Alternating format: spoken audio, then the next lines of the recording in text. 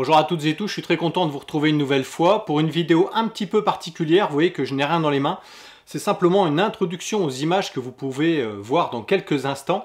Nous avons eu la chance et le privilège de tester le nouveau moteur Mercury Avator 7.5. Alors 7.5 tout simplement pour 750 watts, l'équivalent d'un moteur thermique qui ferait 3,5 chevaux. Donc sur des petites annexes ou sur des barques assez légères de pêche, on voit un intérêt.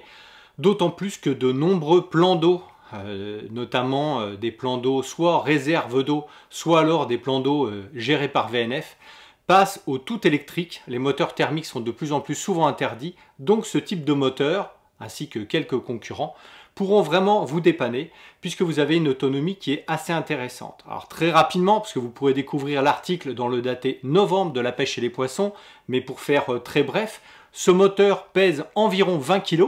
Vous verrez que notre ami Sylvain Russo peut le porter quasiment aussi bien que la jeune femme le porte sur la publicité qu'on a vue dans de nombreux magazines.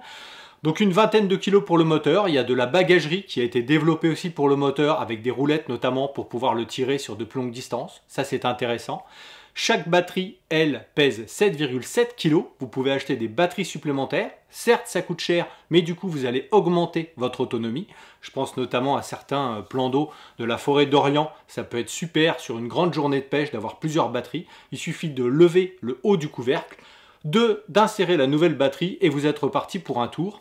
En sachant qu'au niveau autonomie, si vous allez à fond les gamelles avec un bateau d'environ 200-300 kg, chargé avec un ou deux pêcheurs plus le matériel puisqu'on en emmène de plus en plus, vous avez à fond les gamelles 1 heure d'autonomie. C'est pas énorme. Par contre, si vous êtes un petit peu plus respectueux et si de la batterie, et si vous passez à 50% de puissance seulement, là vous avez une autonomie de 6 heures ou 26 km. Donc 26 km simplement pour aller d'un point à un autre, puisqu'en général ensuite vous avez un moteur électrique à l'avant qui vous permet de pêcher, de vous stabiliser avec les systèmes d'ancrage, etc. Donc ce moteur propulseur qui est à l'arrière, l'Avator, va entre guillemets simplement vous servir à vous déplacer pour gagner le poste de pêche. 26 km ou 6 heures d'autonomie, c'est quand même super. Le prix en effet est assez élevé, je dirais conforme à la concurrence, hein. Ce sont des moteurs quand même très techniques. Et surtout, le problème, c'est les batteries. Elles coûtent très très cher à fabriquer, à produire. Donc malheureusement, les prix sont en effet assez élevés. Mais si vous regardez par rapport à l'entretien d'un moteur thermique de 3,5 chevaux ou de 9, etc., où il faut le réviser tous les ans, tous les 2 ans, suivant le nombre d'heures que vous tournez avec, finalement, grosso modo, sur une dizaine d'années, je pense que le calcul serait à faire et à vraiment mettre tout ça noir sur blanc, mais ça sera intéressant. Voilà. Je vous propose de regarder ces quelques images. On a bien rigolé, forcément. Le cadre était magnifique. Nous étions sur le lac de Bord-les-Orgues, le lac de barrage. Superbe, au pied du château. Regardez tout ça.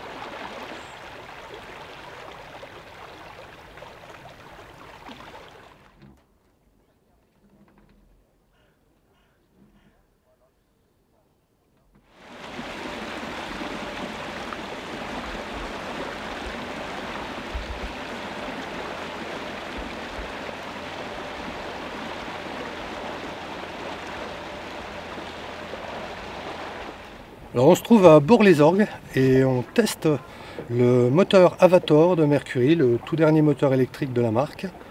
Vous pourrez retrouver le test complet dans le prochain numéro de la pêche et les poissons du mois d'octobre.